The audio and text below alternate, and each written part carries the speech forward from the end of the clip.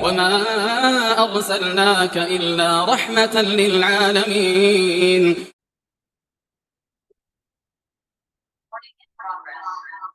Bismillahirrahmanirrahim. Assalamualaikum warahmatullahi wabarakatuh. Alhamdulillah wa syukurillah wa la hawla wa la quwwata illa billah. Salatu wassalamu ala rasulillah wa ala alihi wa sahbihi wa mahwala wa nifidina azani Allah wa iyyakum. Alhamdulillah, bersyukur kepada Allah Subhanahu wa taala yang masih memberikan nikmat kepada kita sehingga kita bisa berkumpul lagi di majelis ini untuk mempelajari agama Allah, lebih khusus masih seputar fikih muamalah. Kita sampai di buku yang baru dengan judul 20 kaidah paham riba. Jadi untuk paham tentang hal haram namanya riba itu ada kaidahnya. Kaidahnya di sini dalam kitab ini adalah 20, disusun oleh Dr. Khalid Al-Musyaikih.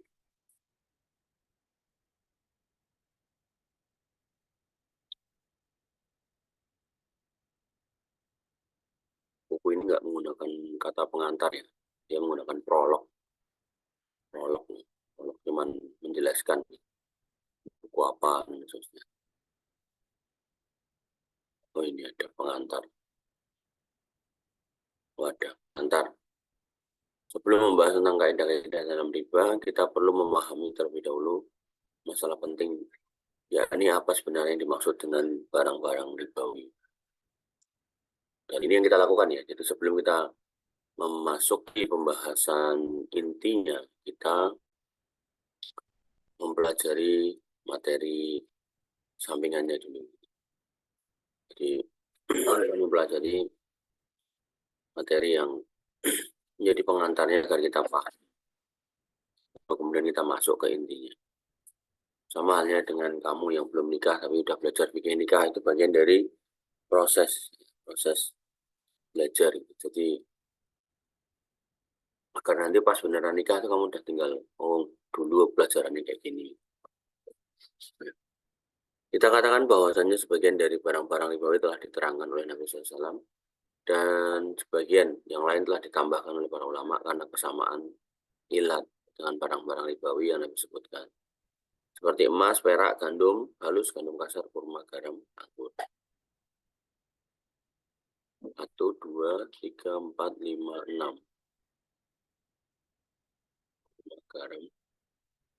Di hadis anggurnya nggak ada.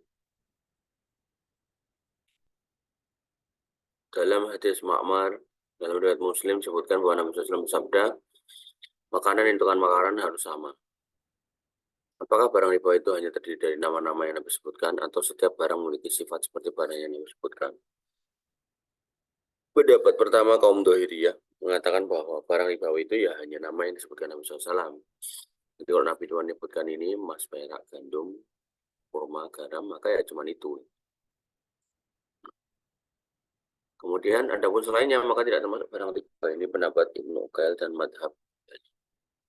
Pendapat kedua bahwasanya barang-barang riba itu tidak hanya terbatas pada barang-barang yang disebutkan Nabi SAW saja, namun juga mencakup setiap barang yang memiliki kesamaan sifat dengan barang yang disebutkan Nabi SAW. Maka dari pendapat ini para ulama kemudian berbeda pendapat tentang ilat atau sebab barang disebutkan barang-barang yang disebutkan Nabi SAW sehingga disebut sebagai barang ribawi. Sebagaimana yang kita sebutkan sebelumnya bahwa Nabi SAW menyebutkan barang-barang ribawi adalah emas, perak, gandum halus, gandum kasar, kurma, dan garam. Ya. Jadi pendapat pertama itu ya pendapatnya cuma segini, tapi yang satunya enggak nih. Pertama bahwa ilat dari emas dan perak adalah ukuran timbangan. Adapun barang-barang selainnya yang 4, ya, maka ukurannya adalah takaran. Jadi ada yang timbang, ada yang takar. Ini adalah pendapat Abu Hanifah Ahmad. Atas dasar pendapat inilah maka hukum riba berlaku pada setiap barang yang dapat ditimbang, baik itu makanan atau baik yang ditakar. Atas dasar pendapat ini pula hukum riba berlaku untuk besi. Jadi ini lebih lebar mana itu. Besi itu juga ada riba. Pada siapa yang menukar besi dengan besi haruslah ukuran dan tunai karena memiliki. Apabila barang-barang yang tukar itu adalah barang-barang sejenis maka harus ukuran dan tunai. Menurut pendapat ini maka hukum riba berlaku pada emas, besi, tembaga, kuningan, dan lain-lain. Begitu pula berlaku pada barang-barang lain yang dapat ditimbang seperti kain, wol, kapas, dan semua barang yang dapat ditimbang. Begitu pula hukum ini berlaku untuk barang-barang yang dapat ditakar seperti gandum halus, gandum kasar, kurma, beras, dan semua jenis benda cair, minyak, susu. Ini adalah pendapat pertama yang yaitu timbangan dan takaran. Dengan ilat ini berlaku hukum riba untuk semua barang yang dapat ditimbang dan dapat ditakar. Pendapat kedua, Imam Syafi'i rahimahullah berpendapat bahwa ilat emas dan perak adalah karena keduanya merupakan standar harga untuk barang-barang lainnya atau alat tukar. Adapun keempat barang lainnya maka ilatnya adalah jenis makanan. Ini Imam Syafi'i. Atas dasar pendapat ini maka hukum riba berlaku untuk emas, perak saja. Adapun timah, besi, tembaga nggak berlaku.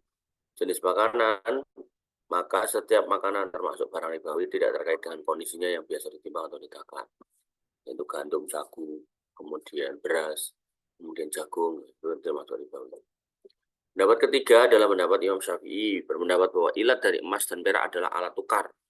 Adapun empat barang lainnya adalah barang-barang tersebut merupakan bahan makanan pokok dan makanan simpanan.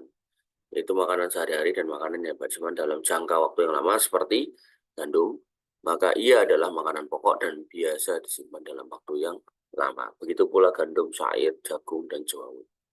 Pendapat keempat adalah pendapat Syekhul Islam Ibnu Taimiyah rahimahullah berpendapat bahwa ilat dari emas dan perak adalah alat tukar, yaitu yang digunakan untuk membayar. Adapun empat barang lainnya adalah makanan yang bisa ditakar dan ditimbang. Ada empat pendapat ya terkait dengan riba. Sebagai contoh, pertukaran antara satu apel dan dua apel, apakah berlaku hukum riba? Menurut Hanafi, Hanafi dan Hambali tidak berlaku hukum riba, karena keduanya bukan termasuk barang yang biasa diukur dengan takaran atau timbangan, namun dengan jumlah atau bilangan, karena satu dan dua. Menurut mazhab Syafi'i berlaku hukum riba karena apel adalah makanan. Menurut mazhab Maliki tidak berlaku riba karena apel bukanlah emas, perak maupun makanan pokok yang biasa disimpan. Apel itu bukan makanan pokok. Kemudian satu sok gandum ditukar dengan satu sok yang halus. Satu sok gandum kasar lah ini. Halus lah. Ditukar dengan dua sok gandum kasar. Apakah berlaku hukum riba? Menurut Hanafi dan Hambali berlaku. Karena pertukaran terjadi pada barang yang biasa diukur dan ditakar. Menurut Syafi'i berlaku juga karena pertukaran terjadi pada makanan. Menurut Maliki berlaku karena pertukaran terjadi pada makanan pokok yang biasa disimpan. Menurut Syekhul Islam Ibnu Taimiyah berlaku juga karena pertukaran terjadi pada makanan yang biasa ditukar dan ditakar.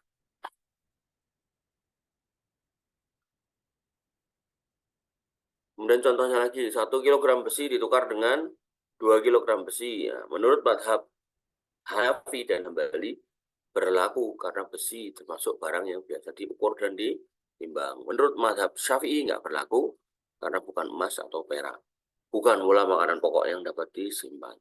Menurut Ibnu Taimiyah rahimahullah tidak berlaku karena ilat menurut beliau adalah alat tukar, maka makanan yang atau ilatnya dalam alat yang ditukar, alat tukar, kemudian makanan yang ditakar atau ditimbang. Nah, dalam hal besi tidak termasuk dua-duanya.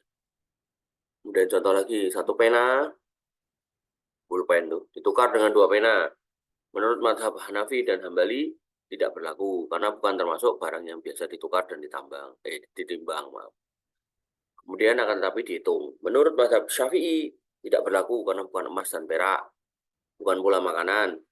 Dan ilat yang digunakan pada mazhab ini adalah statusnya sebagai makanan atau alat tukar. Adapun menurut Syekhul Islam Ibnu Taimiyah juga tidak berlaku karena ilat menurut beliau adalah alat tukar atau makanan yang dapat ditimbang atau ditakar. Kita mengetahui bahwa ribawiyah menurut Syekhul Islam adalah barang yang dapat ditukar seperti real, artinya barang alat tukar gitu loh, alat tukar apa ya, bisa buat bayar itu. Real, pon dan seterusnya, serta apa saja menjadi alat tukar. Kemudian ilat yang kedua itu barang yang menjadi makanan yang ditakar dan makanan yang ditimbang, dan ini adalah pendapat rojih dalam masalah ini. Inilah kaidah-kaidah yang harus dipahami dalam permasalahan riba. Satu, kaidah pertama, anna kulli ribawiyin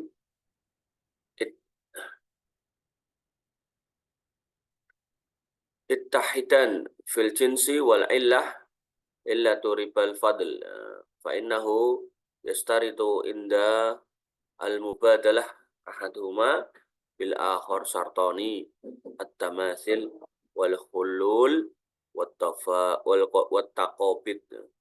Setiap barang yang jenis dan ilatnya sama,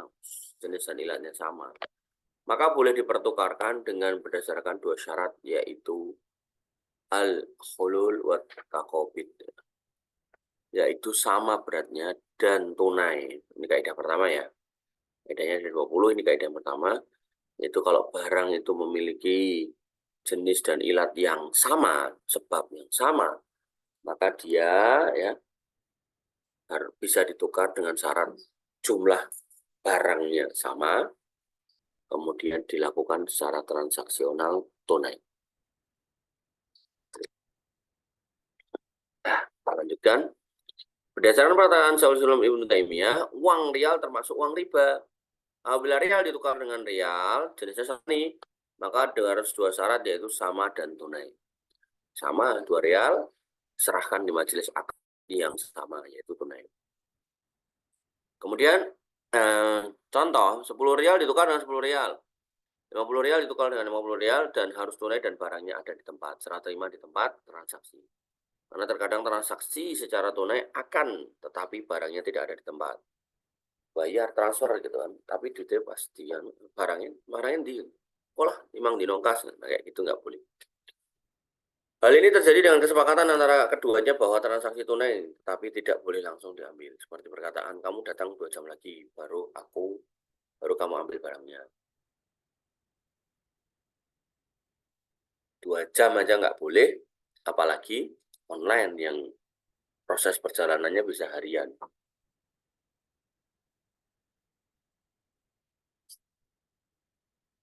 Maka tukar-menukar daging berdasarkan pendapat Syekhul Islam Ibnu Taimiyah, maka daging termasuk ribawi. Karena dari daging adalah bisa diukur dengan timbangan. Namun tatkala saling tukar daging unta, ya, maka terpenuhi syarat jumlahnya harus sama dan diserah terimakan secara tunai. Gula termasuk barang ribawi karena termasuk makanan yang lazim diukur dan ditimbang, maka tatkala hendak tukar-menukar gula maka wajib terpenuhi 2 syarat, yaitu timbangannya sama dan tunai.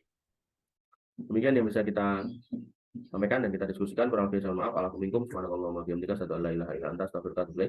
Assalamualaikum warahmatullahi wabarakatuh.